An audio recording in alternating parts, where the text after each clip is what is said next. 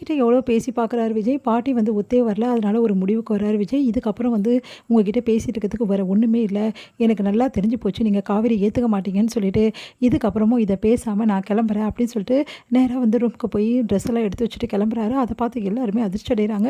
"ஏன்டா இவ்ளோ பண்ற?" அப்படின்றாங்க. "எங்கடா போற? இப்ப தானே கொஞ்ச நாளுக்கு முன்னாடி போயிட்டு வந்த.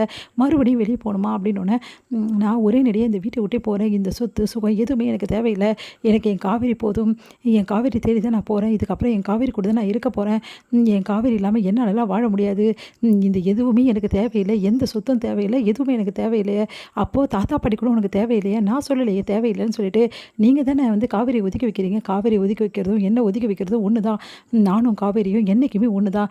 அவ இந்த வீட்டுக்கு வரக்கூடாதுன்னா, நான் மட்டும் இந்த வீட்லேருந்து என்ன பண்ண போறேன்? அதனால நான் கிளம்புறேன். தாத்தா செமையா டென்ஷன் ஆயிறாரு. என்னடா இப்படி பண்ற? வேணாம் விஜய் சொன்னா கேளுன்னு சொல்லிட்டு எவ்வளோ சொல்லி பார்க்குறேன். இல்ல தாத்தா, எனக்கு வேற வழி தெரியல. என்ன மன்னிச்சுடுங்க அப்படி சொல்லிட்டு விஜய் வந்து கிளம்பிடுறாரு. எல்லாரும் தடுத்து பார்த்தோம். விஜய் கிளம்புறதால பாட்டி செமையா டென்ஷன் ஆயிடுறாங்க. கண்டிப்பா திரும்பி வந்துருவான். அவன் அங்கெல்லாம் தாக்கு பிடிக்க முடியாது. அந்த சாரதா பத்தி எனக்கு நல்லாவே தெரியும். அவ யாரையுமே வாழ விடமாட்டா. இவன பார்த்தாவே அவளுக்கு பிடிக்காது. இவன் எப்படி அங்க வாழ முடியும்? அதெல்லாம் திரும்பி வந்துருவான் நம்ம பேரன். நீங்க கவலைப்படாம இருங்க அப்படின்றாங்க. திரும்பி வந்துருவான்றாங்க. போனவன் போனவனோட இருந்தா நல்லா இருக்குமே. இந்த சொத்து சுகத்தலாம் நிம்மதியா ஆளலாமே. என் பையனையும் நான் கூட்டின்னு வந்து ஆளுவேனே அப்படின்னு சொல்லிட்டு அவங்க சித்தப்பா வந்து அவன் வரவே கூடாது அப்படின்னு சொல்லிட்டு யோசிக்கிறாரு. இங்க வந்து என்ன பண்றாங்க, ரொம்ப டென்ஷனா இருக்காங்க எல்லாருமே. என்ன நடக்க போகுதுன்னு சொல்லிட்டு விஜய் வந்து பெட்டி படுக்கையோட வரத பார்த்து அதிர்ச்சி அடைகிறாங்க. உடனே பார்த்துட்டு உள்ளே வரலாமா அப்படின்னு கேட்குறாங்க. வாங்க அப்படி சொல்கிறாங்க. நான் ஒரே நடியாக வந்துட்டேன். இதுக்கப்புறம் காவேரி நானும் சேர்ந்து வாழ தான் முடிவு பண்ணிட்டேன் அப்படின்னோடனே, உங்கள் வீட்டில் ஒத்துக்குனாங்களா? எங்கள் வீட்டில் ஒத்துக்கிறாங்க ஒத்துக்கல. அதெல்லாம் எனக்கு தேவையில்லாத விஷயம். என்னை பொறுத்த வரைக்கும் என் காவேரி எங்கே இருக்காளோ அதுதான் எனக்கு முக்கியம். காவேரியை அங்கே வரக்கூடாதுன்னு சொன்னாங்கல்ல, அதனால் நான் வந்துட்டேன். இதுக்கப்புறம் எனக்கு எந்த சொத்து சுகம் எதுவும் தேவையில்லை அப்படின்றாங்க. என்ன தம்பி இப்படி அவசரப்பட்டுட்டீங்க அப்படின்னு சொல்லிட்டு கேட்குறாங்க. இங்கே பாருங்கள், நீங்கள் என்ன சொன்னீங்க? என் காவேரியை பணத்துக்காக தான் வந்தவ, பணத்துக்காக தான் குழந்தையும் இந்த மாதிரி உருவாயிருக்கு அப்படின்னு சொல்லிட்டு பேசுவாங்கன்னு சொன்னீங்கல்ல, அந்த பேச்சுக்கே இதுக்கப்புறம் இடம் இருக்காது. ஏன்னா பணத்துக்காக நாங்கள் 2 பேரும் எந்த பழக்கமும் வச்சுக்கல. எங்கள் 2 பேருக்குள்ளே எந்த உறவும் இல்லை. எல்லாமே எங்கள் அன்புக்காக தான் உறவு வளர்ந்துருக்கு அப்படின்னு சொல்லிட்டு எல்லோரும் தெரிஞ்சுக்கணும்ல. அதுக்காக தான் நான் இந்த முடிவு பண்ணியிருக்கேன். இதில் எங்கள் பாட்டியும் எங்கள் சித்தியும் தெரிஞ்சுப்பாங்க. எங்கள் வீட்டில் இருக்கவங்களும் தெரிஞ்சுப்பாங்க. நீங்களும் தெரிஞ்சுப்பீங்க அப்படின்னு சொல்கிறாங்க. இதுக்கப்புறம் நானும் காவேரி பிரியவே மாட்டோம் அப்படின்னு சொல்கிறாரு. இதை கேட்டு எல்லாருமே அதிர்ச்சியாக பார்த்துட்ருக்காங்க.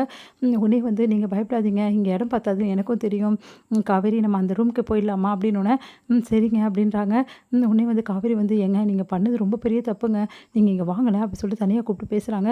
ஒரு நிமிஷம் இருமா அப்படின்னு சொல்லிட்டு எல்லாருக்கும் ஒன்றும் புரியாமல் யோசிச்சுட்டு இருக்காங்க. ஏன் இப்படி பண்ணீங்க விஜய்? இந்த டைமில் இப்படிலாம் பண்ணலாமா?